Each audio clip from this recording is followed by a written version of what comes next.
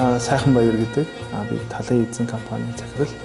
Тийм NAD брендийг анх одоо санаачлан үүсгэн байгуулагч хүмүүсийн нэг байгаа.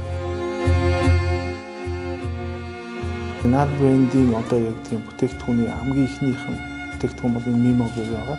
Mimo гэр гэдэг маань өөрөө монголоор бол Миний Монгол гэр гэдэг үгний давчлал. Англиар бол Mini Монгол гэр буюу тийм одоо тийм жижиг усардаг монгол гэр гэсэн үгний давчилсан хэлбэр юм байна.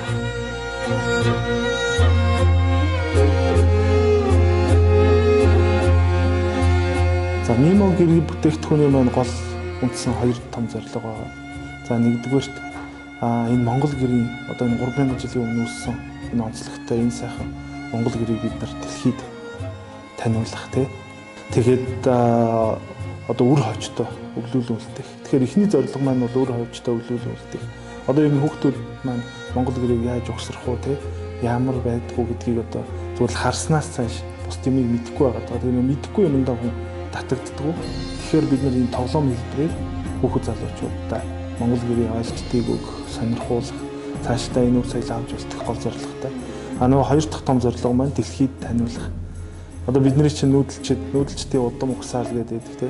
Тэгэхээр энэ нүүдэлчдийн удам угсаа талд очиход тэр нүүдэлчийн хүн дээр очиход хамгийн чухал зүйл нь одоо эдийн соёл талаасаа бол монгол гэр байгаа.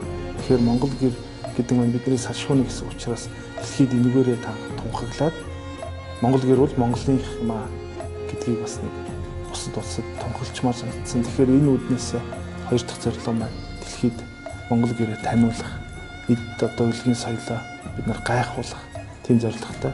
Тэгээ хийцийн хувьд бол яг нэг угсардаг хэлбэрээр хөнгөн тэгээд бүх юм яг монгол гэрийн угсрах дараалалаар болж байгаа.